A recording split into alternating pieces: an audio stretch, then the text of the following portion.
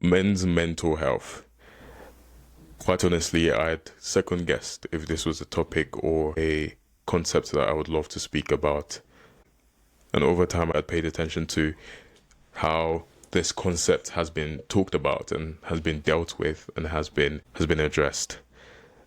So, the second or third week in the month of June, from the 15th to I believe the 21st or 22nd of June, is the World Men's Mental Health Awareness Week. And it's a week essentially that focuses on men and focuses on the mental health of men. Mental health generally is an interesting concept. It's a really interesting topic because it has sort of polarized views by different people, really extreme views. There is a class of people that believe or that have an idea of a midpoint or sort of a much more middle ground as to what mental health is supposed to be. And then, we have the majority of people that are further pushed to one end of the dynamic and then the other end of the dynamic. So mental health. Mental health generally is considered by some people, which is one end of the dynamic, to be a lie, to be a facade. Mental health is regarded to not be important. We have, a certain group of people that believe that, lots of the bad characters and the bad behaviors and the character and, indecent behaviors of people are being blamed on mental health, and that creates in the society a dynamic that there's little to no accountability and responsibility by people when they behave. And then we have the other extreme, the other end of mental health, which is heavily dominant with the people that believe that mental health is a really serious issue and is a really big concept that plays a major role and a major part in the lives of people in the world. And so essentially, mental health to these people explains the reasons for their behaviors and certainly is regarded by them to be a yardstick or a measure of empathy to the, of the society or the general public when we sort of address the behaviors of people. So these essentially are two different extremes as to what mental health is supposed to be, to what people generally believe as mental health. And so moving it back to the conversation on men's mental health, it is, I believe it's incumbent on a lot of us to, especially men, to be aware of these things. I personally am closer to the middle ground because essentially I believe mental health is a concept and mental health is a thing to be paid attention to. However, I do not essentially or fully agree with the idea that mental health or the state of the health of the mind fully addresses or should be the guise for empathy for the general public. Now, essentially for men, I've seen quite a number of things over the internet with conversations surrounding men's mental health. I've seen a couple of videos by people and some people addressing this topic. So men's mental health. This is quite interesting because I believe that in the kind of society that we live in, there's a lot of emasculation. And I say that to say that men are quite unaware, and not just men, the general public is quite unaware. The general public of people are quite unaware, even myself. And so over time, we sort of believe and accept behaviors and ideas and ideologies that were never supposed to be in the first place. And I think that is a real problem in society.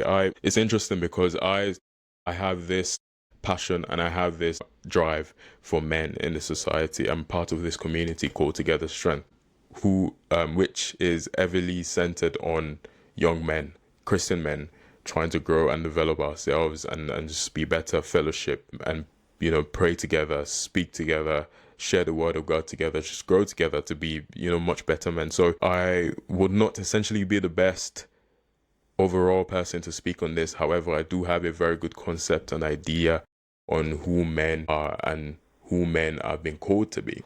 And so men's mental health has had different reactions by some people who have come out to say that it is quite unattractive for a man to celebrate men's mental health, and some other people have come out to say that men's mental health is just an excuse for men to not be intentional with with being a man. I believe that the concept of being a man has been corrupted in the first place, and so we find ourselves in these conversations and struggles trying to identify what truly being a man is, when there's such a corrupted mind behind what a man has been identified to be by society. So now we face struggles, we face conversations, and we face debates on topics like men's mental health, and there seemingly is no conclusion, because there's, like I say, lots of extremes and very little middle ground for them. And this is not to say that one person is wrong or one person is right as regards what a man is supposed to be or what men's mental health is supposed to be, but understanding the true meaning of a man allows us to understand how to address situations like men's mental health. So first thing I would like to put out is that a man at the end of the day is a human being. I believe that men are just as human as everyone, and family. I think these are sort of the basic things that a man has been called to be. However, it's important to realize that a man is just as human. A man is just as filled with emotions. A man is just as filled with a heart and a mind and a brain and the things that make us human beings function. This is the reality of a man. I think that there's sort of been an ideal concept where a man is supposed to be a robot, a kind of being that sort of absorbs the reality of the world without any reaction or without emotions or without a state of feeling anything tangible. And this has created a dynamic that makes it seem as though a man is supposed to be able to receive and to take and to assume all of the difficulties in the world and not be able to find such a space to be able to be who they truly are. I think there's a lot of misappropriation of identity with men nowadays, and truly it is not just because the general public or women have misidentified men. I think men in and of themselves have misidentified themselves, and I believe that's something that should start to be worked on. This is an awareness that we need to be better. We all need to be better. Men, women, we all need to be better. It's important that the identity of who men are is truly seen and is truly identified relative to the reality of the world. No one is not human at the end of the day. And even the animals are treated with such great respect and such great compassion. And I believe that this should be extended to all people, regardless of the gender, regardless of who they think they are or who they have been called to be. And so men's mental health, I believe, like some people have said, to not be talked about. I believe that is the truth. It is so glaring and clear, because really and truly the men to whom their mental health is being talked about are not very aware that they have a mental health. They're not very aware that they have a mind that should be protected, that should be catered for, that should be cared for, and so they have been able to develop coping mechanisms and survival techniques and go into survival mode and self-destruct mode when life seems to be hard, when really and truly there should be communities and spaces that cater for men. There should be communities and spaces that cater for the ideas of men and the reality of their mental health. I think this is an important thing in society that needs and must be employed. I think there's such an attack on the world right now, and men are being emasculated. Men are not being men. I think, like someone said on the internet, it's quite unattractive to celebrate men's mental health. That statement really made me realize how much men have been reduced to a concept or an idea that was never true in the first place. And so,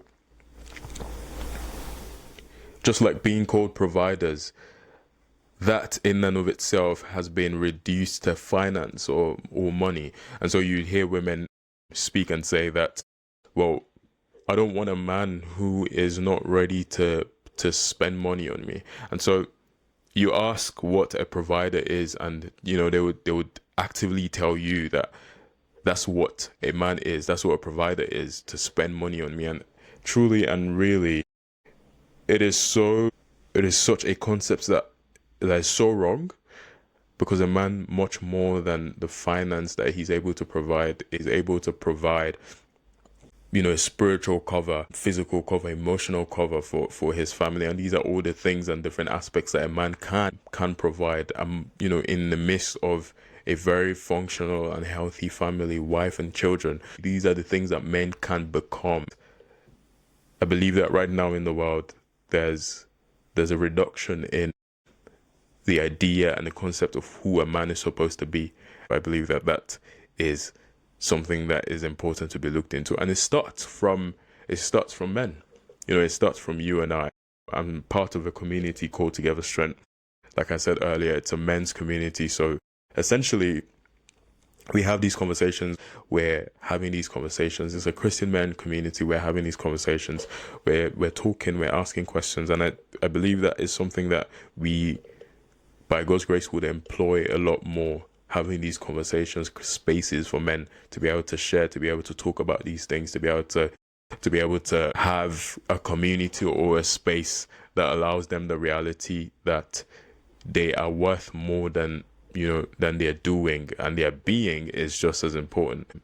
I say that to say men have ultimately become people that are seen as doers, and their being is not as appreciated in society. And so it's a thing that we can do way better in, as a community, as a society. We can appreciate men for who they are. I believe everyone should be appreciated, and yes, I think that is something that can and must be employed in society. So let's do better. Let's start to make a change. Let's start to appreciate the men in our lives. And men, let's start to appreciate ourselves. Let's start to appreciate our women, our families, our children, our women, and extend that grace to yourself, because there's so much more to you than who you think you are. There's so much more to you than the idea that you have placed in yourself.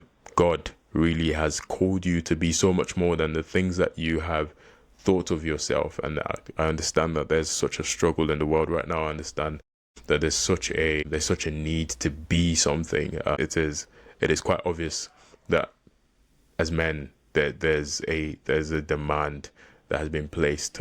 There's a demand placed on every gender, to be honest, but even more so men. And that does not take away who you have been called to be, who you are, and who you have been created to be. There's so much more to you. Let's pay attention. Let's enjoy these communities.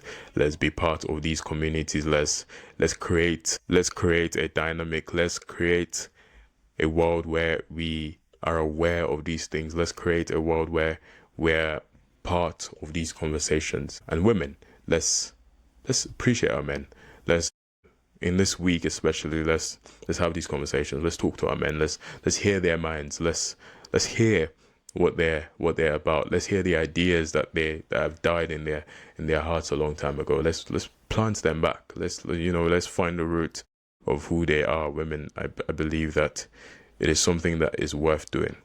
There's such a light and such a life in men, and we can cultivate it together. We can create the kind of world and the kind of society that cultivates, that brings that light. Most importantly, let's do better. It's the Everyday Podcast.